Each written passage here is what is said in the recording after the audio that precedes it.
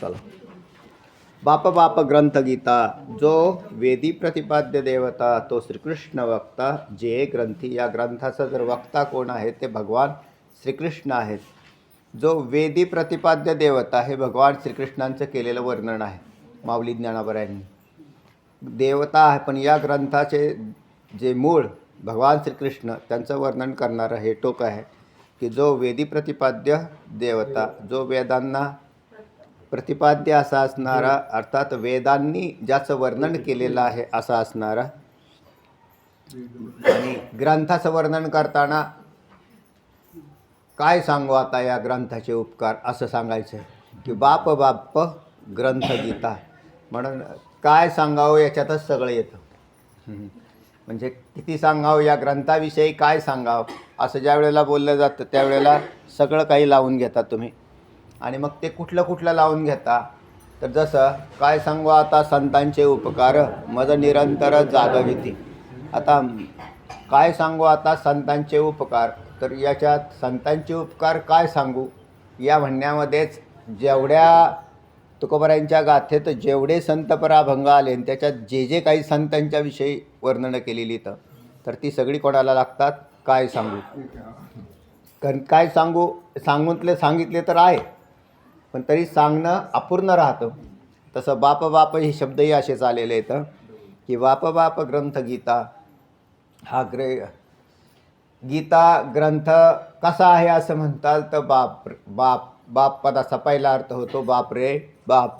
बाप रे बाप म्हणजे काय त्याची गहनता, काय त्याची खोली, काय त्याचं श्रेष्ठत्व, काय त्याचं वर्णन. तर असे अनेक अर्थ या बाप पदाने लागतात. बाप रे म्हटले काय जे कथनच करता येत नाही तेव्हा बाप शब्द लागतो. म्हणजे अवर्णनीय असा शब्द ज्याच्यात वर्णन करायला आपली वाणी कुंठित होते. म्हणून अशा प्रकारे आजची ही गीता जयंती आणि त्यानिमित्ताने आपण काही चिंतन करतो. तर गीता हे शास्त्र आहे असं म्हटलं. गीता हे शास्त्र जे संसार जनते शस्त्र. हां, तर गीता हे शास्त्र, संसार जनते शस्त्र असं म्हटलं माऊलींनीच. तर तेव्हा हे संसाराचा उच्छेद करण्यासाठी ज्या शास्त्राची निर्मिती झाली ते शस्त्र म्हणजे गीतारूपी ग्रंथ आहे. आणि उच्छेद का करायचा, भवदुःख याच्यातून जीवाला बाहेर काढायचं असेल तर आहे. जसे भगवंताच्या अवतार म्हणजे सद्गुरू असतात आणि ते सद्गुरू या ठिकाणी हे काम करत असतात. भगवद्गीतेचा जन्म हा गुरुशिष्य संवादामधून आहे. खरे नाही तर खरं सुरुवात कुठून झालेली, जरी अर्जुनाने किती स्वतःचा अर्जुन विषाद योग पहिला सुरुवातीचा अध्याय जरी मध्ये आपण पाहिलं की अर्जुन हा विषाद करताना दिसतोय. म्हणजे त्याच्या मनामध्ये दुःख ते प्रकट करताना दिसतोय तो पहिल्या अध्यायामध्ये. म्हणून त्याचं नावच अर्जुन विषाद योग आहे. आणि मग त्याच्या हृदयात काय शल्य आहे तर त्याच्या हृदयामध्ये जे मोहग्रस्ततेने निर्माण केलेलं शल्य आहे. शल्य कशात, त्याचं कारण देवाला माहिती आहे पण देव तरी बोलत नाहीत. देव काही बोलत नाहीत. पण देव का बोलत नाहीत असं म्हटलं तर देव म्हणतात मी देव आहे आणि माझं काम हे त्याचा मोह निवृत्ती करणं अजिबात नाही. म्हणून देव बोलत नाहीत. म्हणून उलट हसतात. म्हणजे सारथी होऊन बसलेले, स्वतःकडे न्यूनत्व घेतलेलं आहे, कमीपणा घेतलेलं आहे आणि याला राजकुमार करून मुकुट परिधान करून युद्धाला उभं केलेलं आहे. कोणाला? अर्जुनाला. आणि स्वतःकडे वास्तविक श्रेष्ठ कोण आहेत त्याच्यातले, ते समोर बसलेले ते अतिश्रेष्ठ आहेत पण त्यांनी स्वतःकडे अतिशय छोटी भूमिका घेतली की मी आता काहीच करत नाही. लोकांच्या दृष्टीने सारथी म्हणजे विशेषत्व नाही.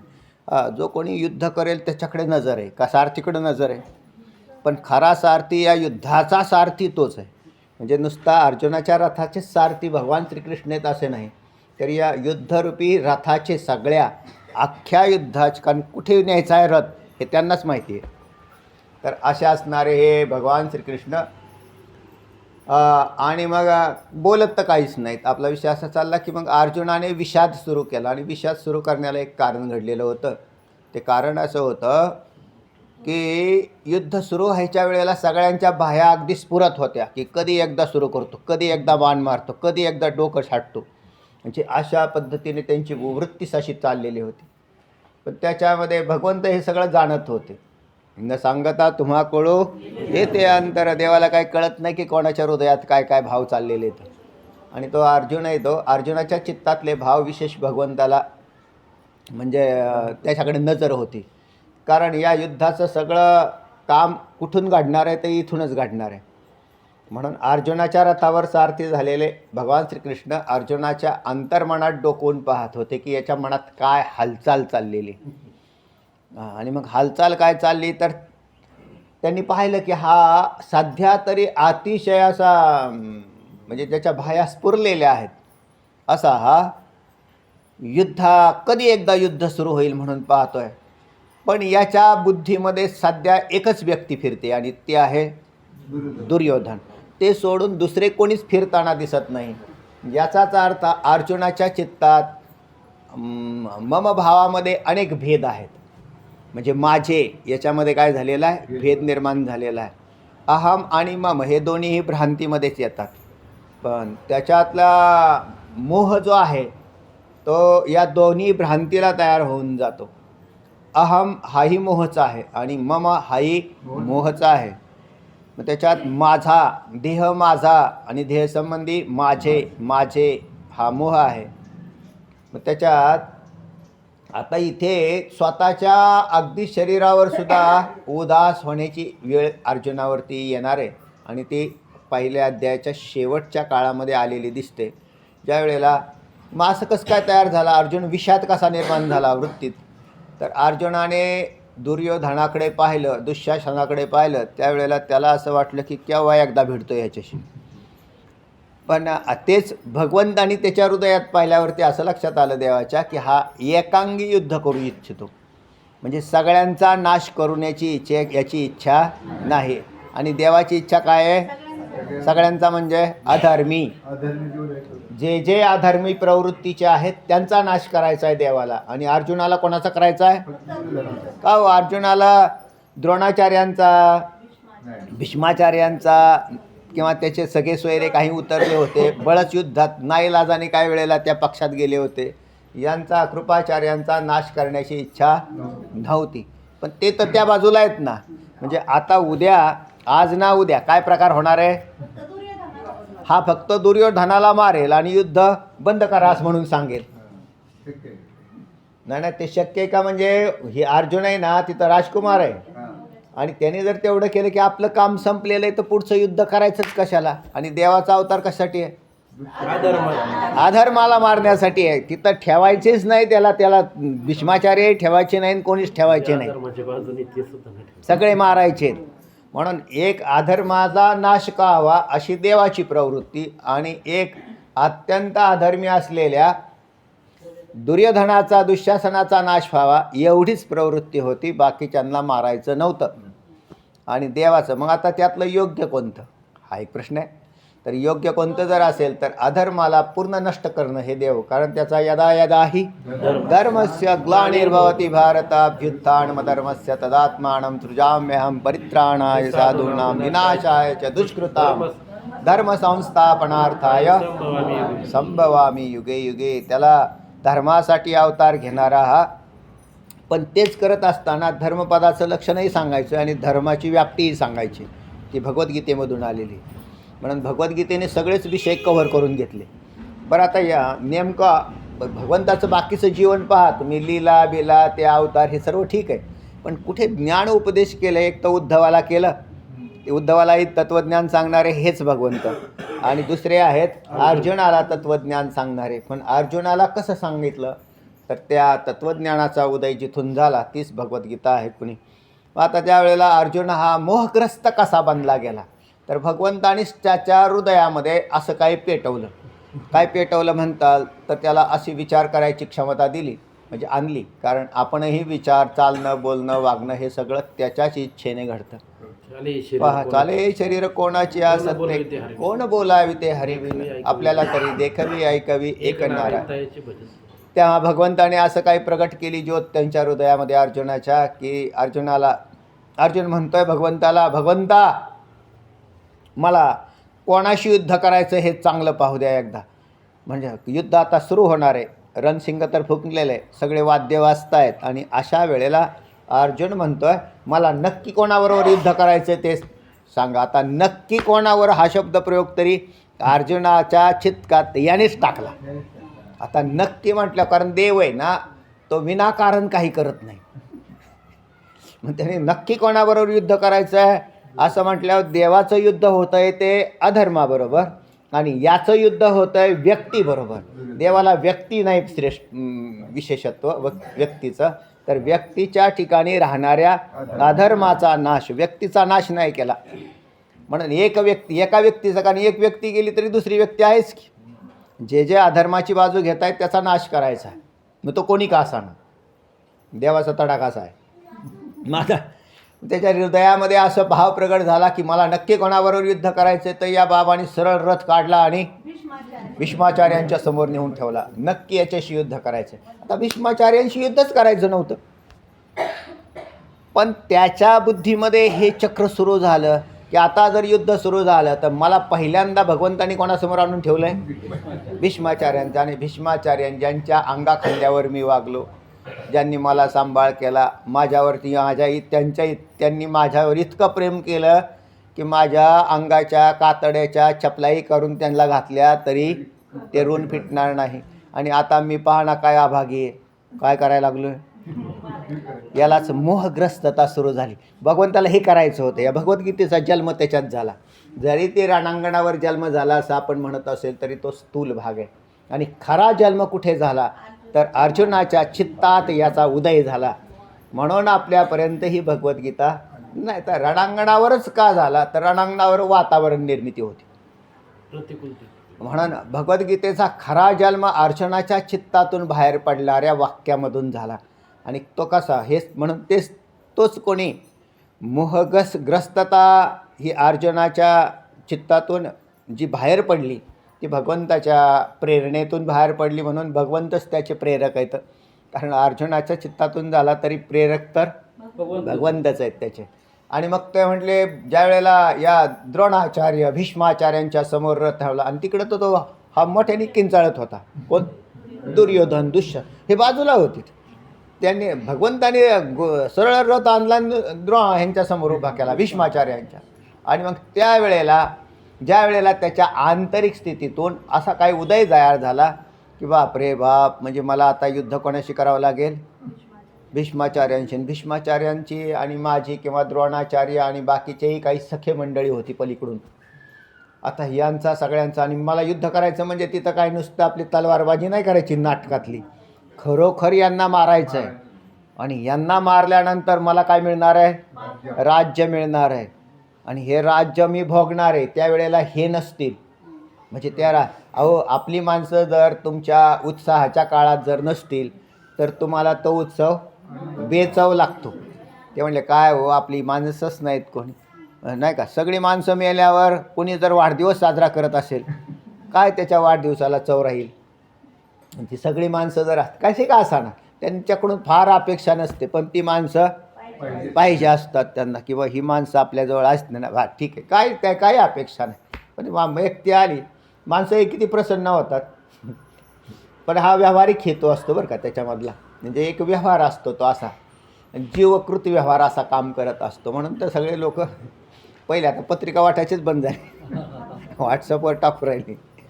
तेव्हा आमच्या लग्नाला या म्हणते की लग्नात तेवढ्या आले बरं का असं बस, बाकी काय देणं घेणं का नाही, पण आले वा. तशा जर हे भीष्माचार्य द्रोणाचार्य मारल्यानंतर या राज्याभिषेक काय त्या राज्याभिषेकाला चव राहणार आहे हा विचार त्याच्या हृदयात पेटला. कोणाच्या? अर्जुनाच्या हा विषय पेटला. आणि मग त्याने तो असा पाहायला लागला निरखून. मग द्रोणाचार्यन कृपाचार्यन आणखीन कौरवांच्या मधले जे प्रिय होते ते त्यांचे सखे सोयरे मामे भाचे सगळेच उतरले होते ना एका बाजू, इकडून काही इकडून काही. आणि मग म्हटले मग त्यांनी नजर आपल्या सैन्यावर टाकली. त्यावेळेला सुद्धा त्याच्या सैन्यातही त्याच्यातले जे अनुकूल होते ते आणि त्यांचासुद्धा या युद्धात काय होणार आहे, नाश होणार आहे असा तो पाहू लागला. ही नजरच तयार झाली. मग त्याला आता विजय नाही दिसू राहिला. त्याला हे सगळे मरणार आहेत असे दिसायला लागले. याला शास्त्रात मोह असं म्हटलेलं आहे. म्हणजे हे माझे आहेत आणि हे मरणारे आहेत. काय झाले, मोहाने ग्रस्त झालेला तो. आणि मग तो म्हणायला लागला, ह्या सगळ्यांचा जर नाश होणार असेल आणि मला जर राज्य मिळणार असेल तर ते जळो राज्य, त्याच्यापेक्षा 4 पदरी झोळी घेऊन भिक्षा मागितलेली किती बी चांगली. म्हणून आता मी काही हे करण्याची इच्छा मला असं वाटत नाही, नकोच आहे. का हो, हे आधी नाही करता आलं का? हे अगोदर नाही चाललं का? तर नाही, याचा अर्थ असा झाला, तो फक्त एकच दुर्योधन दुराचारी पाहत होता. आणि भगवंताच्या नजरेतून दुष्ट या पदाचा अर्थ अधर्मी प्रवृत्तीचे सगळे. तिथं कोणाला देवाकडून सुटका नाही. जो अधर्माच्या बाजूला झुकला तर त्याला त्याच्यामध्ये धरलेलं आहे. आणि मग देवाचं बोलणं आणि देवाचं म्हणणं आणि अर्जुन याच्यामध्ये भेद निर्माण करणारा हा जो मोह आहे, त्या मोहाने हा अर्जुन जो आहे तो गलित घाला. आणि मग गांडीवांस रमते हसतात त्वक्चैव परिदह्यते असं म्हटलं. न च माम न च शक्नोपि भ्रमतीव मे मनाहा. तर तेव्हा त्याचं मन जे आहे ते काय झालं, भ्रांतीने ग्रस्त होऊन त्याच्या हातातून गांडीव, त्याचं जे धनुष्य आहे ते काय झालं, गळून पडलं. आणि मग अर्जुन त्या रथाच्या एका कोपऱ्यात बसला. तर याला कारणीभूत कोण आहेत, भगवंत आणिच त्याच्या चित्तात निर्माण केलेल्या या मोहाचं प्रकटीकरण आहे. मोह अगोदरच आहे त्याच्या चित्तात, पण तो प्रकट केला असा. आणि मग प्रकट केल्यानंतर तोच मोह नष्ट करण्यासाठी जे शास्त्र निर्माण झालं किंवा जो ग्रंथ निर्माण झाला, त्या ग्रंथाचं नाव काय आहे, भगवद्गीता असं आहे. भगवद्गीता हा मोहनाशासाठी निर्माण झालेला ग्रंथ आहे. मग मोहाने ग्रस्त कोण कोण आहे असं विचार केला.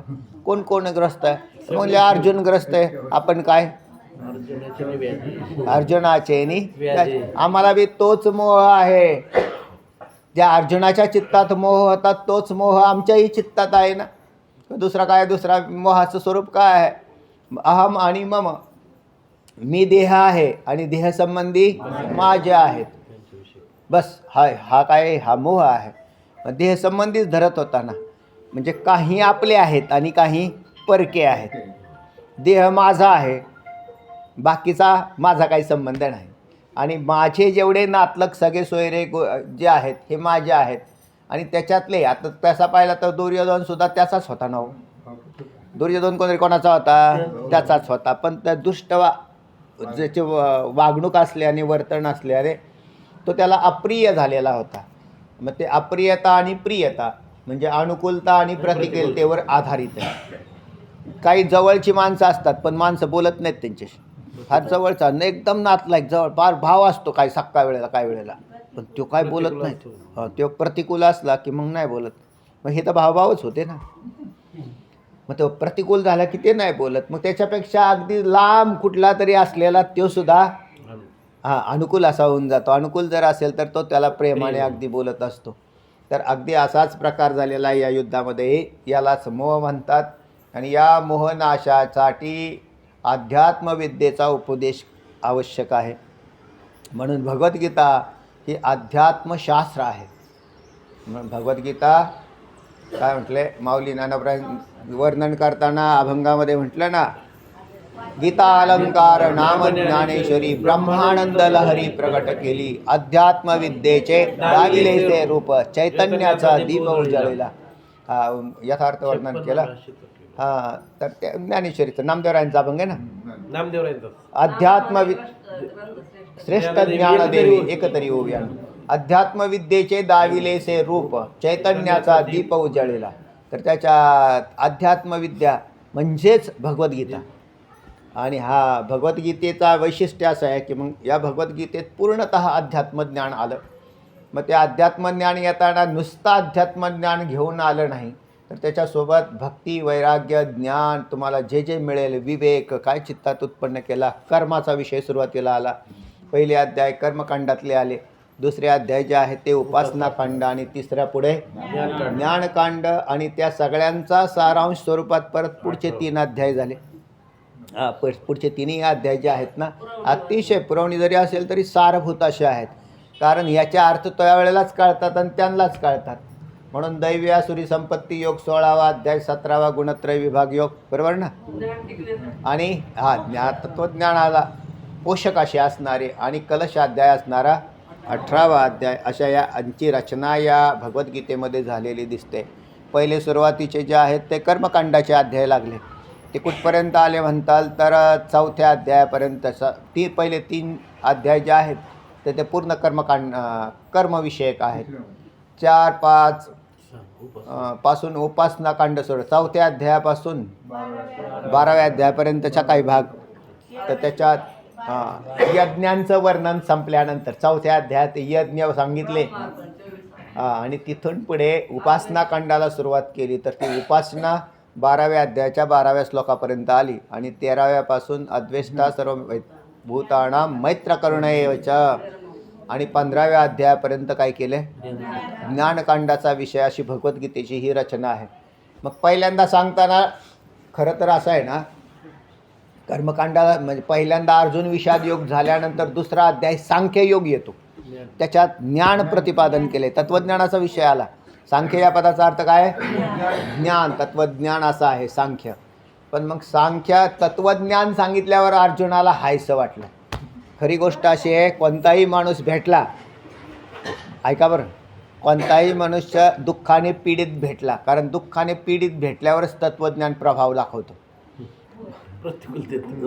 असं ज्या वेळेला प्रतिकूलता असते आणि त्याला तुम्ही सांगितलं रे देह जाणार देना जाणार, त्याला लगेच असं वाटतं की खरंच सांगितलं बरं का, देह जाणार याची काळबा खाईल, मग तो त्याला लगेच ते प्रभाव दाखवतं. फक्त ते टिकत नाही. म्हणजे हे ज्ञान प्रारंभिक ज्ञान. म्हणून सुरुवात एकदमच सगळा ज्या वेळेला दुःखी मनुष्य एकदम येतो, त्याला थोडासा उपदेश केल्यावर त्याला ते फारच चांगलं वाटतं. पण फार जरी चांगलं वाटलं तरी गंमत अशी आहे की परिस्थिती ही टिकून राहत नाही. तर ती दुःखाची स्थिती त्याला तेवढा का व्हायना, शांत वारा आला शीतल शांतीचा वारा असं जरी येऊन गेलं तरी तो पुन्हा आणखीन मूळच्या जाग्यावर यायला लागतो. म्हणजेच तो संसार आसक्त बनतो, म्हणून ते टिकत नाही. असंच अवस्था आहे. म्हणून सांख्ययोग हा जो प्रतिपादन केलेला आहे, द्वितीय अध्याय जो आहे भगवद्गीतेचा, तर त्याच्यामध्ये तत्त्वज्ञान प्रतिपादन केलं. आणि तत्त्वज्ञान प्रतिपादन केल्यावर अर्जुन लगेच जाग्यावर आला, कारण त्याला जाग्यावर आणायचं होतं. म्हणून दुसरा अध्याय लगेच आणला. त्याला ऐकल्याबरोबर तो म्हणतो अरे मग तर या त्याला अशी समज तयार झाली की आपल्याला काहीच करायचं असं ठरलं. भगवंताने ती भाषा जी वापरलेली ना, अरे या जगतात सगळं मिथ्या आहे, खोटं आहे, हे खोटे जगत आहे आणि याच्यामध्ये आपल्याला काहीच करायचं. मग तो म्हटला बरं झालं, मग आपल्याला तर झोळीच घालून फिरायला. हां, म्हणजे आपल्याला हे एकदम सोपं काम झालं आणि भगवंतानी माझं काम फारच सोपं केलं अशी त्याची समजूत झाली. पण ते म्हटले तुला तत्त्वज्ञान अजून कळालेलं नाही, नाही तर पुढचे अध्याय सांगायचेच कशाला. जर दुसऱ्याचा अध्यायात तत्त्वज्ञान होत असेल तर तत्त्वज्ञानाचा सिद्धांत दुसऱ्या अध्यायात आले आणि त्याचं विस्तृतीकरण पुढे आलेलं आहे. म्हणजे म्हणून तत्त्वज्ञानाचा सिद्धांत मूळ सिद्धांत आलेले, पण त्याचे चुकीचे अर्थ अर्जुनाने घेतले. आणि तो म्हटला देवा तू असं दुटप्पी का बोलायला लागला, असं पुढे जाऊन मला तू असं दुटप्पी का बोलतो. कधी कर्म बी सांगतो, कधी उपासना कर म्हणतो, कधी तत्त्वज्ञान म्हणतो. तत्त्वज्ञानात तर काही करायचं नाही. हे बहुतेक लोकांची अशी गैरसमजूतसुद्धा होते बरं का. प्रारंभिक अध्ययन करणारे जे मुमुक्ष लोक असतात त्यांना वाटतं की खरं आहे बा, म्हणजे असं जर असेल तर आपल्याला काही करायची गरज राहिलेली नाही. पण हा भ्रम आहे, हा भ्रम आहे. तत्त्वज्ञान ते नाही करत. तत्त्वज्ञान त्याच्या आसक्तीचा नाश करतं, क्रियेचा नाश केला नाही, भावाचा नाश केला नाही. तत्त्वज्ञानाने क्रिया नाश केलेली नाही आणि भावही नाश केलेला नाही. कुठं भावाचा नाश केला त्याने म्हणतो. त्या अर्जुनाला प्रश्न आणि नंतर त्याचे उत्तर प्रश्न आलेले आहेत पुढे जाऊन. चला हां, जाय से कर्मण. हां, त्या पण तू असा दुटप्पी का बोलतो असं त्याच्यात पुढे जाऊन असं कष्पाला विता. तर भगवद्गीता सांगायला सुरुवात केल्यावरती मग भगवद्गीता सांगताना भगवंतानी काय केलं, त्याच्यात कर्मयोगाला पुन्हा अंगीकार केला. कारण याला कर्मापासून परावृत्त करायचं नव्हतंच. युद्ध खेळायचं होतं का बंद करायचं होतं? युद्ध खेळायचं होतं, फक्त अहंकार रहित आणि फलाच्या अभिलाषाला. तो फलाची अभिलाषा होती ना, की मी त्याला भगवंत म्हटले, मी तुला युद्ध तर करावंच लागेल. भोक्षसे काय हतो वा प्राप्स्यसि स्वर्गम जित्वा वा भोक्षसे महिम असं म्हटलं. जर तू जिंकला तर या मृत्यूलोकाचा हस्तिनापूरची गादी तुला मिळेल, आणि जर तू युद्धात मारला गेलास तर पण तू ही इच्छा करू नको की मी जिंकेल का हरेल. तू फक्त युद्ध कर. हा भगवद्गीतेतला उपदेश आहे. काय करा, काय होईल ते पुढे पाहू आपण. आणि ज्याच्या पाठीमागं देव आहेत त्याचं काय कोण बिघडू शकतं तेव्हा. पण अर्जुन त्याला स्वतःला म्हणजे भगवंताला खरा तर ओळखत नव्हता बरं. म्हणजे हा देव आहे असं ओळखलेलं नव्हतं. पण हा श्रेष्ठ आहे, या सगळ्यांच्यामध्ये हा श्रेष्ठ आहे इथपर्यंत. हाच ईश्वर स्वरूप आहे असं जाणत नव्हता. देव असा ईश्वर स्वरूप नव्हता जाणत तो. श्रेष्ठता होतं त्याच्या बुद्धीमध्ये. तर त्या भगवंत आणि त्याच्या म्हणजे त्याच्या बुद्धीचा पालट करण्यासाठी कर्मयोग, नंतर उपासना म्हणजेच भक्ती, उपासना पदाचा अर्थ आहे भक्ती, आणि नंतर तत्त्वज्ञान प्रतिपादन केल्यानंतर त्याचा मोह नष्ट पावला, म्हणजे मोहाचा नाश झाला. आणि अशा मोहाचा नाश करणारा बाप ग्रंथ गीता. म्हणून कारण मोहाचा नाश करणारा असं कोणता ग्रंथ आहे असं जर म्हटलं तर भगवद्गीता आहे. आणि शिवाय बाप म्हणजे सर्वश्रेष्ठ. बऱ्याच कारण इतर सगळे पहा असं जेवढे व्यास महर्षींनी निर्माण केलेली संपदा असेल त्याच्यात प्रारंभिक वेदाचे खंड त्यांनीच निर्माण केले. मूळचा वेद हा एकच होता, त्याला 4 खंडामध्ये म्हणजे वेगवेगळ्या वेदाचे खंड निर्माण करून, उपनिषद निर्माण करून, ज्ञानकांडाचे वेगळे भाग तयार केले. तर हे करणारे, तर याच्यामध्ये वेद जरी तत्त्वज्ञान सांगत असेल किंवा मोहापासून नाश करण्यासाठी वेदाकडे सुद्धा यंत्रणा आहे, पण तरीसुद्धा तो प्रचंड मोठा आहे. म्हणजे वेदाची व्याप्ती जी आहे ती फारच मोठी आहे. म्हणून या वेदाच्या व्याप्तीपेक्षा तत्त्वज्ञानाची अगदी छोटीशी व्याप्ती जर कशात आलेली असेल तर भगवद्गीतेमध्ये आली. आणि त्या भगवद्गीतेने मग कोणतंच कांड सोडलं नाही. वेद हा कर्मकांड बोलला, वेद हा उपासनाही बोलला, आणि वेद तत्त्वज्ञानही बोलला, पण प्रचंड मोठा होता. त्याचं छोटंसं रूप जर कोणतं असेल तर गीता आहे. म्हणून बाप या म्हणण्यात किती सार झालं बा. जसं पहा, एखाद्या दह्याचं मंथन करून त्याच्यातून लोणी काढलं तर असा रूपी असणारं ताक भरपूर असतं त्याच्यात, का लोणी जास्त असतं? ताकच जास्त असतं. पण प्रत्यक्ष ताकाचा म्हणजे लोण्याचाच गोळा तुमच्यासमोर आणून दिला तर तुम्हाला त्याचं काय मंथन थोडंच करायचं आहे तेव्हा. म्हणून सार स्वरूप लोण्याचा जर गोळा कोणता असेल तर भगवद्गीता आहे, जो डायरेक्ट हातामध्ये आलेला आहे. म्हणून केवळ एक ज्ञानेश्वरी ज्यांनी हातामध्ये धरली ते मुक्त झाले, हे बी लक्षात ठेवा बरं. म्हणून काही माणसं आहेत असे थोडेसे आग्रही, किंवा ज्ञानेश्वरी ना बस आम्हाला एक ज्ञानेश्वरीच पुरेशी, आम्हाला दुसरं काही पाहायचं नाही. तर त्यांनी नुसती एक ज्ञानेश्वरी, स्वतःच्या मोक्षासाठी एक ज्ञानेश्वरी पुरेशी आहे, स्वतःच्या मोक्षासाठी एक भगवद्गीता. म्हणून बाप ग्रंथ गीता. कारण सगळ्या ग्रंथांचा बाप असा एक अर्थ लावा आपण.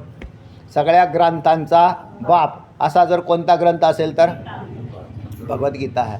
म्हणून बाप पदाचे अनेक अर्थ चालू होतात. पैकी की सगळ्या ग्रंथांचं सारभूत असा असणारा ग्रंथ जर कोणता असेल, किंवा आपण त्याला काय म्हणतो, पायाभूत ग्रंथ असंही म्हणतो. म्हणून ज्याच्यामध्ये 3 कांडांना एकत्र केलं आणि संगती व्यवस्थित लावली. म्हणून तत्त्वज्ञानी पुरुषाकडून कर्माचा त्याग होतो असं भगवद्गीतेत लिहिलेलंच नाही. त्या कर्माचाही विषय प्रतिपादन करताना अकर्म, कर्म आणि विकर्म अशा प्रकारचे कर्मयोगामधला संगती आलेली. त्याच्यामध्ये सांगितलं की कसं कर्म करावं. बस कर्म कर म्हटलं त्याला, कर्म सोडू नको. मग ते कर्म करत असताना फलाची अभिलाषा टाकून अहंकार रहित भगवत प्रित्यर्थ 3 गोष्टी जर कर्मामध्ये लक्षात ठेवल्या तर कामच झालं. एक कर्म भगवत प्रित्यर्थ, नाही सुरुवातीला जमलं भगवत प्रित्यर्थ करता आलं तर शेवटी का व्हायना कर्म झाल्यावर कृष्णार्पणमस्तू असं म्हण, आत्मचानी म्हण, हरि ओम तत्सत असं म्हण. ओम तत्सदिती निर्देश ब्रह्मणस्त्रिविध स्मृता. तिथं पुढे 17व्या अध्यायात हे विषय आलता. तू काय तुझ्यासाठी नको कर्म करू, आणि पण तशी बुद्धीच हे वैशिष्ट्य बरं का. कारण तो मनुष्य त्या फलाच्या अभिलाषेत बांधला जातो. एखादी जर कशाची आता कांदे जर संपले म्हणा, कांद्याला नाही काय पाहत, पण कांदे 100 रुपये किलोनी गेल्यावर पट्टी जर आली पाटील तर नेमका 5 एकर कांदा होता तुमचा, कल्पना करा, आणि 100 रुपयांनी गेला तर काय झाला आता सडला ना, आता सडला तर नशीबच सडलं. तर त्या 100 रुपयांनी कांदा गेला आणि 5 एकरात, एकरात किती निघतात म्हणले 300 गोण्या काढल्या बरोबर गणित. म्हणजे 1500 गोण्या कांदा गेला, एक गोणी 60-70 किलोची असेल, 50 किलोची धरली, किती झाले मग आता पैसे. कशाला अर्पण करेल तो तर तो अर्पण बिरपण काय करत नाही, कारण त्याच्या डोक्यात असेच आहे. ते म्हणले वा असं लय पैसे झाले, असे झाले का. आणि मग नंतर कधी प्रवचनात येऊन बसल्यावर अरे अरे असं झालेलं आहे होय. हे तर आपण आपल्या भोगासाठी वापरतो पण अर्पण करत नाही. भगवत प्रित्यर्थ कर्म करा, कांदा सडो अथवा 100 रुपये किलो जाओ तरीसुद्धा कर्म करत राहणं, हा काय झाला, हा कर्मयोग झाला. आणि भगवंतांचं शेत आहे, भगवंताचं रान आहे, येईल ते त्याचं, जाईल ते त्याचं, माझं आहेच काय आहे का नाही. येतं आहे तेही त्याचं, आलं तरी त्याचंच आणि गेलं तरी हे भी दिन जाएंगे. जे आले तरी त्याचं आणि गेलं तरी त्याचं, ही वस्तुस्थितीच आहे बरं. कारण तुमच्या आणि माझ्या हातामध्ये काही नाही. आता प्रारब्ध याच्यामध्ये थोडं काम करतं, पण तरी प्रारब्धाने आलं आणि प्रारब्धाने गेलं तरी काही विशेष नाही. कारण शेवटी तर सगळं जाणारच आहे ना. म्हणून मधून आलं गेलं तर काय अडचण नाही, आपल्या डोळ्यासमोर गेलं तरी काही अडचण नाही, आणि डोळे झाकल्यावर गेलं डोळे झाकल्यावर जाणार आहे का नाही, जाणार आहे. आणि डोळ्या उघड्या असताना नाही राहिलं तरी गेलंच म्हणून समजलं पाहिजे. कारण त्याचा विनियोग कशासाठी आहे, केवळ हे शरीर टिकवण्यासाठी आहे, जागण्यासाठी आहे. जागण्यापेक्षा काहीच किंमत नाही. तुम्ही जर आज नाही जगले तर काय फायदा आहे, समजा असलेल्याचा धनाचा तरी काय फायदा आहे. म्हणून कर्म केल्यानंतर जे मिळतं ते भगवत प्रित्यर्थ धरावं. आणि विशेष करून तशी बुद्धी होत नाही, पण दान पुण्यामध्ये ते जर परावर्तित झालं तर फार मोठं काम होतं. कारण पुढल्या ठेवी डिपॉझिट माहितीत का तुम्हाला, डिपॉझिट बँकेत ठेवतात, FD आहे का नाही पाटील तुमची काय, मी काय तुम्हाला काय मानणार. पण फिक्स्ड डिपॉझिट आपल्याला आता हे फिक्स्ड डिपॉझिट तरी इथून जाऊन मोडूनच आणायचं आहे. समजा कुठं ठेवलेले असतील तुम्ही नागेबाबा वगैरे, नाही ना, कोणत्या तरी एखाद्या संस्थेमध्ये म्हणा, काय विश्वासार्हता आहे अशी राष्ट्रीयकृत बँका, सेफमध्ये ठेवा, कुठे ठेवायचे तिथे ठेवा. पण शेवटी FD तुम्ही याच वेळेला मोडून खाणार हे नक्की. म्हणजे आपण जोपर्यंत शरीर रूपाने आहे तोपर्यंत जाऊन काढणार, विनियोग करणार तोपर्यंतच आहे. आणि डोळे झाकल्यानंतर FD कुठं कामाला येणार, नाहीच येणार. पण करता येतात FD. कशा करता येतात, हरिपाठाला आल्यावर. पुण्याची गणना कोण, ते चलन तिकडं चालतंय ना. हरिपाठाला आल्यावर काय झालं, हरिमुखे म्हणा, हरिमुखे म्हणा. आमच्या वारकरी तर हरिपाठ केल्यावर काहीच मागत नाही, आपल्या पिशव्या उचलतो, चालला घरी. काय मागितलं का आपण त्याला, नाही. पण तुम्ही काहीतरी केलं, काय केलं, आता ते पहा ना, आमचा काय नाव याचं, तुझं नावच येत नाही लवकर, मंथन, फारच अवघड नाव आहे. मग ते मंथन जो आहे ना, त्याचा सगळा हरिपाठ पाठ आहे. किती पुण्य करू शकतो बरं याच्या जीवनात हा, 100%. कारण तो नियमित हरिपाठ करतो, आणि नियमित हरिपाठ करतो असं नाही एकादशीला येतो फक्त, पण तो नियमित हरिपाठ करतो. मग एवढं जर इतक्या लहानपणापासून सगळे आणि बरेच पुण्यमार्गाला लागल्यावर आपोआपच भक्तिमार्गाचं बाकीचेही अध्ययन करेल, तो चिंतन करेल. काय होईल? फिक्स्ड डिपॉझिट वाढवलं. म्हणजे नोकरीला लागल्यावर केलेली डिपॉझिट नाही सांगितले, बिगर नोकरीला लागता काहीच न करता हे करता येतं, पण हे करत नाही. आळशी लोक हे काम करत नाही. म्हणून पुढच्या जन्माची तरी अशी तयारी करायला पाहिजे का नाही. कर्मयोगाने काय सिद्ध केलं बाबा? जगायचं आहे ना, चांगला जग. या जन्मात चांगला जग, पुढच्या जन्मातही तुला भोगाची इच्छा आहे तर चांगले भोग. हा कर्मयोगामध्ये सिद्धांत. मग त्याला विचारलं की हे का असेच भोग आपण भोगत राहिल्यावर चांगलं आहे का नाही? नाही, भोग भोगत असताना तुला दुःख होत राहील. आणि मग दुःख झाल्यावर काय करायचं? काही नाही. मग दुःख झाल्यावर हे कर्म आहेत, हे नाशवंत, हे असं कळालं पाहिजे तुला. कर्माचे भोग. हां, काय म्हटलं बघ विचारसागर? सस्याधिक फले. हां नाही, हां हां हां सांगा ना नीट. कृष्यादी कर्माची सस्यादी फळे. ही काय येतं? नश्वर आहे. कृष्यादी कर्माची जेवढे कृष्य म्हणजे कृषी, पण कृषीला धरून दुसरे म्हटले ना, बाकी सगळे जे जे कर्म केलं जाईल त्याची फळं काय आहेत? नश्वर आहे. आणि मग देवा मला आधी सांगायचं का नाही? पण तो म्हणते तू ऐकतोच कुठं माझं, असं का नाही. मग त्याला कर्मापासून, अशा कर्मापासून परावृत्त केलं. आणि ते म्हणले मग आता काय करायचं? म्हणले आता काहीच नाही. म्हणजे आता काहीच नाही असं होतच नाही, कारण तत्त्वज्ञानानंतर सुद्धा काय होतो? तो कर्म करतो, कर्मप्रवृत्ती राहते. तत्त्वज्ञानानंतर केलेली कर्मप्रवृत्ती त्या तत्ववेत्याला बाधत नाही, अज्ञानाला बाधते. तरी अकर्ता तो. म्हणून तत्ववेत्याने, अण्णा म्हणायचे आमचे नेहमी, त्या म्हणायचे तत्ववेत्य माणसाने संसार करावा, पण त्याने अगोदरच जाळूनी संसार बैसवलो अंगणी, अशी एक उदास्थिती बनवलेली असते. मग त्यांची केलेली सहज अवस्थेत, प्रारब्ध अवस्थेत ते कर्म असतं. तत्ववेत्याचं कर्म हे प्रारब्धावर आधारित आहे, आणि जीवाचं कर्म तो प्रारब्धावरच आधारित आहे, पण तो मानत नाही. त्याच्यात आसक्ती असते आणि तो मानत नाही ना त्याला. म्हणून अज्ञानी मनुष्य म्हणतो नाही नाही, मला केल्याशिवाय जमणार आहे का? मला असं करावंच लागेल, आणि मी नाही केल्यावर कोण काय पाहिजे.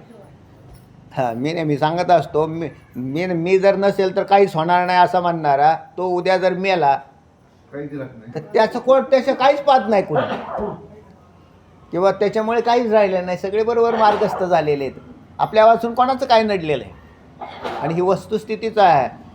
भगवद्गीतेने या ग्रंथामधून हा विचार जागा केला, आणि हे जागा करताना त्या ग्रंथाचं वर्णन काय सांगावं म्हणून आपण भगवद्गीतेचं वर्णन. गीता आहे सप्तशती, मंत्र प्रतिपाद्य भगवती, मोह महिषा मुक्ती दिदली असे, बरोबर. तर मोह महिषा मुक्ती, मोहरूपी महिषाचा नाश करणारी अशी प्रतिपाद्य भगवती जी सप्तशती, म्हणजे तिचे सुद्धा 700 श्लोक आहेत ना. सप्तशतीचे श्लोक किती आहेत? भगवती. हां, तर हे तसे इथे सुद्धा काय आहेत? आनंदली असे. तर त्या अशी असणारी ही जी भगवद्गीता आहे, तर त्या भगवद्गीता ही मोहातून बाहेर काढणारी, कर्मयोग उत्कृष्ट रीतीने सांगणारी, आणि पुढे जाऊन भक्तीचाही किती उपासना श्रेष्ठ सांगितल्यावर. भक्तियोगामध्ये फार सुंदर सुंदर विषय आला भगवंताच्या मुखातून. आणि तो अर्जुनासाठी तो जरी आलेला असला तरी आज तरी तो आमच्यासाठी उपयोगी. आज आम्हाला तर द्वापारयुग माहीत नाही, त्यांचं युद्ध झालेलं माहीत नाही, देवाचे अवतार झालेला आणि अर्जुन आलेला काही नाही, पण गीतेच्या रूपाने आमच्यासमोर जसंच्या तसं राहिलं, ते बी सार स्वरूप. म्हणून याला ग्रंथ असं म्हणतात. याचा काय म्हटलं? ग्रंथ असं म्हटलं. ग्रंथ इथं बाप ग्रंथ गीता. या ग्रंथ याच्यात असा आहे, ग्रंथी भिद्यन्ते 6 ग्रंथ, असं ग्रंथाचं लक्षण होईल. ग्रंथी भिद्यन्ते 6 ग्रंथ, जे ग्रंथीचं भेदन करतो त्याचं नाव ग्रंथ का? जीवग्रंथी. तर ग्रंथी जर वाढवत असेल तर त्याला काय ग्रंथ म्हणावा? आता लोक ग्रंथ कोणालाही म्हणतात बा. त्याची जर व्याप्ती पाहिली ना ते म्हणले आम्ही ग्रंथ विकत घेतला, ग्रंथ विकत. अरे कोणता घेतला? तू जर दुसरे काय घेतलेले असतील, त्याच्यामध्ये असं आहे, आध्यात्मिक शास्त्राचा विषय सोडून म्हणजे तत्त्वज्ञानाला सोडून किंवा भक्तीला सोडून जर दुसरा काही विषय त्यांनी जर घेत असेल तर त्याला कुठे काय म्हणतात? जे ग्रंथी वाढवतात ते ग्रंथ नाहीत. ग्रंथी वाढवतात म्हणजे आपल्याला ग्रंथी आहे का नाही? ग्रंथीपदाचा अर्थ काय? ग्रंथीपदाचा अर्थ आहे गाठ. ग्रंथीपदाचा अर्थ आहे गाठ. जे गाठ सोडवतात त्यांना काय म्हणतात? ग्रंथ म्हणतात. म्हणजे आता सोपं झालं. म्हणजे जे गाठ सोडवतात त्याला ग्रंथ असं म्हणतात. आपल्याला गाठ आहे का?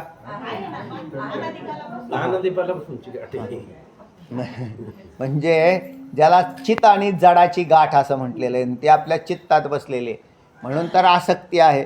आसक्ती का आहे? तर ग्रंथी असल्यामुळे आहे. आणि ग्रंथी भेद झाला, भिद्यते हृदय ग्रंथी छिद्यन्ते सर्व संशया च्यन्ते चास्य कर्माणि तस्मिन् दृष्टे परावरी. या ग्रंथी आपली अगोदरचीच अस्तित्वात आहे, चित्त आणि जडाची. आता चित्त आणि जडाची गाठ बांधता येईल का? हा एक प्रश्नच आहे. पण तिथं आध्यासिक संबंधाने, म्हणजे संबंध कोणता आला? आध्यासिक म्हणजे भ्रमाने उत्पन्न झालेला. वाघ आणि हरिण एकत्र राहतं का? नाही, आध्यासिक संबंधाने राहतं. ते कालच्याला आम्ही इकडे गेलतो प्रवचनाला, मीनाताईच्या गावाकडे. काय काय म्हटले ते पा? घोरपडे काका. ते म्हटले घोरपडेंकडे गेलतो ना जेवण करायला, मातनीला, प्रवचनाला. त्यांना म्हटले काय महाराज इकडे आमच्याकडे लय वाघ आलेत. मी म्हटलं वाघ म्हणजे तुमच्या गावात बी बरेच वाघ राहतात. हे आडनावाचे वाघ आहे. तर ते आणले, त्यांची शेरडी धरली. मग ते शेरडी धरल्यावर ते म्हटले मग काय केलं तुम्ही असं बी विचारलं. ते म्हटले काय नाही, मोठ्याने ओरडलो. म्हटले मग काय झालं पुढे? म्हटले वाघाची कृपा. सोडून दिली. ते म्हटले वाघसुद्धा कृपा करायला नाही. कारण वाघ कधी कृपा करत नाही, पण वाघाने कृपा. ग्रंथी भेद कधी होत नाही, पण ग्रंथी भेद करण्यासाठी असं जर काही उपलब्धता तयार झाली तर ग्रंथीचा भेद होतो. पण ती ग्रंथी तरी कशी झाली असं म्हटलं आपला विषय आला तर आध्यासिक संबंधाने ग्रंथीची उत्पत्ती होते. मी सच्चिदानंद ब्रह्मच आहे. तुम्ही कोण आहात? तुम्ही कोण आहात? जीव आहात का आत्मा आहात? आहात. पहिले पाठ करीत बरं काय, सामान्य नाही. आत्तापर्यंत काय ज्ञान झालं असतं, फक्त ते जमलं नाही, त्यांनी सोडून दिलं मध्ये. समजलं असतं ते बसायलाच पाहिजे होतं. मग त्याच्यात बसले असते तर म्हणजे काय हो, त्याला पुण्य आहे. कारण दिवा पेटवल्यानंतर विजायला नाही पाहिजे. तर त्याच्या किती वर्ष झाले त्याला काय माप आहे का? म्हणजे केव्हापासूनची गोष्ट. एक दिवस असं आहे, ते वर्षभर नाही समजणार, 2 वर्ष नाही समजणार, पण 3ऱ्या वर्षी कृपाच होणार. ती ग्रंथ कृपा, सद्गुरू कृपा, सगळ्या कृपा होतात. फक्त त्याच्यात चिकाटी लागते. मी तुम्हाला चांगलं उदाहरण आमच्या त्या सीताराम महाराज बावडकरांचं सांगत असतो नेहमी, की काय हो किती दिवस अण्णांकडे येऊन बसत होते. त्यांना कितीतरी वर्ष त्यांना कळत नव्हतं, पण सद्गुरू कृपा झाल्याशिवाय राहत नाही. तर त्या हे वैशिष्ट्यचं आहे. चला, तेव्हा ग्रंथीपदाचा अर्थ आहे चित आणि जड याचा संबंध. चित आहे आणि जड आहे, हे दोन एकत्र येतच नाही.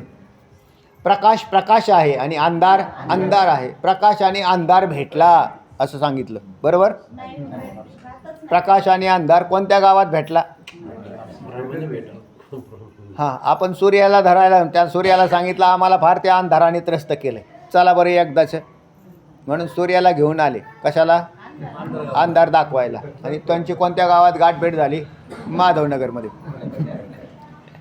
अहो कसं काय होणार आहे? कारण अंधार आणि प्रकाश हे जसे एकत्र येत नाही, तसं चित आणि जड एकत्र येत नाही. पण शास्त्र म्हणतं येतं, आणि त्याला म्हणतात आध्यासिक संबंध. त्या आध्यासिक संबंधाने चित्त जड एकत्र आलं, पण सद्गुरू कृपेने सोडून दिलं. ती सद्गुरूंची कृपा म्हणजे भगवद्गीता. म्हणजे भगवान श्रीकृष्ण हे भगवंत म्हणून उपदेश नाही करत, तर सद्गुरू म्हणून उपदेश करतात भगवद्गीतेमध्ये.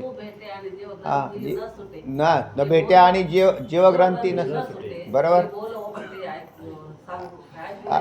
बरोबर आहे, हे ओकटं झालं. हे काय ऐकण्यासारखी गोष्ट आहे का, की सद्गुरू भेटले आणि शिष्य हा तसाच मेला? हा, पण सद्गुरू ते सद्गुरू आहेत. हा, सद्गुरूचं लक्षण दिलेलं आहे. ते तुमचं तिसऱ्या तरंगात झालं ना. आत्ता हा तिसरा तरंग झाला, त्याच्यात काय झालं? सद्गुरू लक्षण दिलं. बरोबर, गळू हा सोडवी तात्काळ गाठ लिंग देहाची. बरोबर. तर त्या गुरु सोडवी तात्काळ गाठ लिंग देहाची. तर गुरु सोडवी तात्काळ गाठ लिंगाची. तर खरं सांगू का, गाठच बसली नव्हती. तर बसलेलीच असते तर गुरुजींनी काय केलं असतं? असं आहे ते. मग तुम्हाला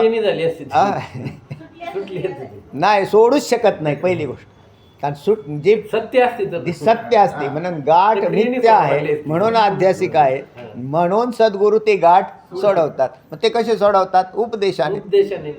हा, नुसताच उपदेश केला ना बस त्याला सांगितलं की तू सच्चिदानंद ब्रह्माचा आहेस. तू शरीर नाही, तू देह नाही, तू मन नाही, तू बुद्धी नाही, तू चित्त नाही, तू अहंकार.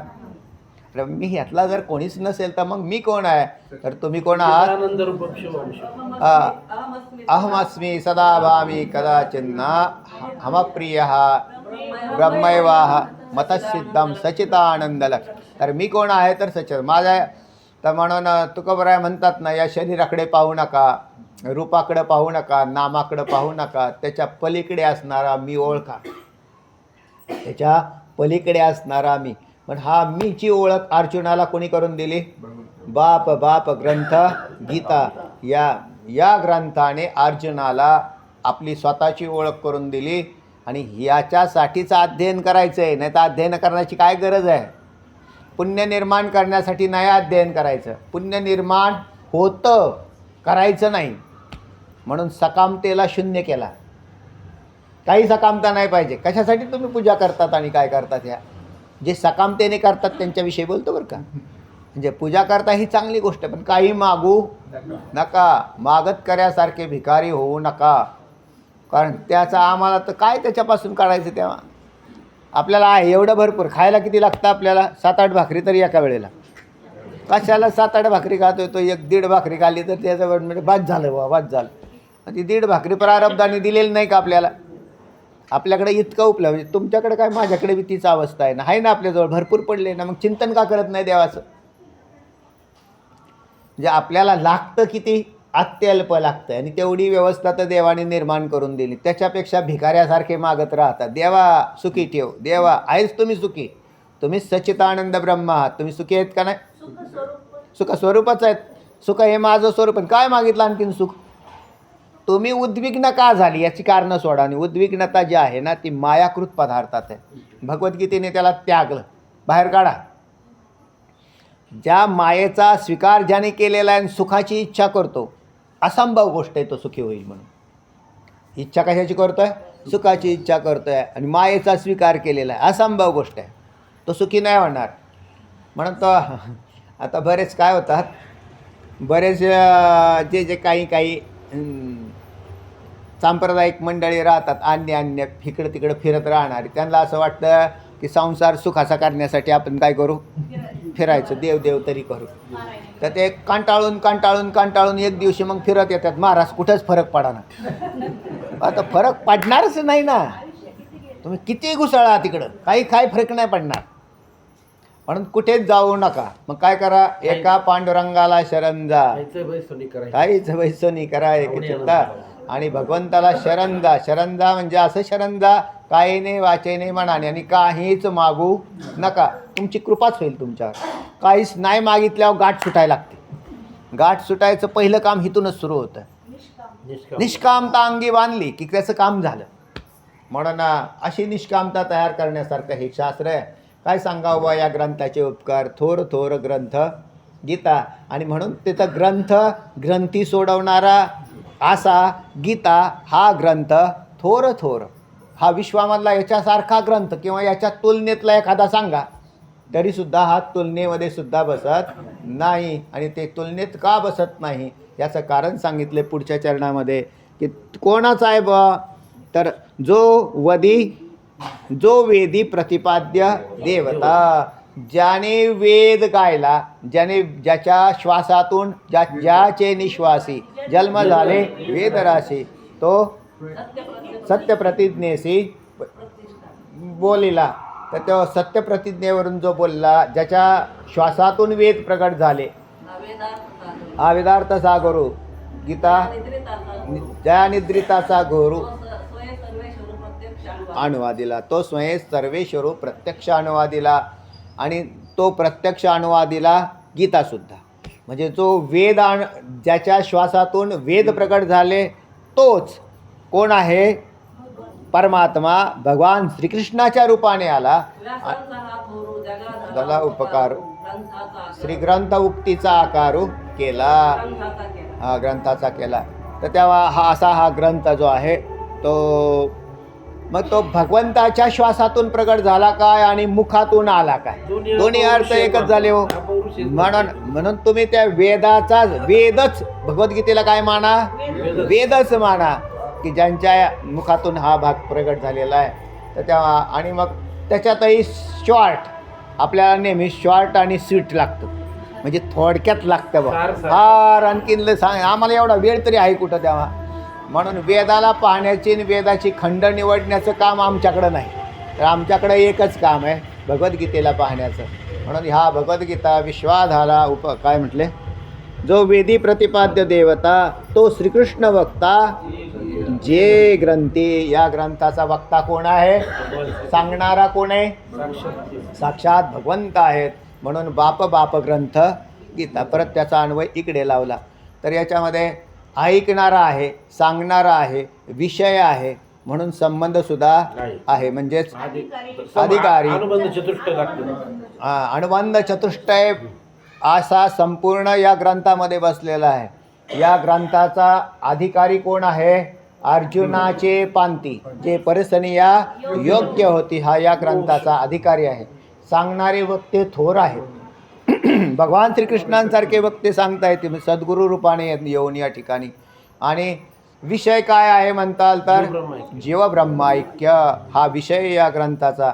अधिकारी विषय कोणता आहे? जीवब्रह्मैक्य. आणि प्रयोजन मोक्ष आहे. मोक्ष हे फल देणारा असा हा ग्रंथ आहे.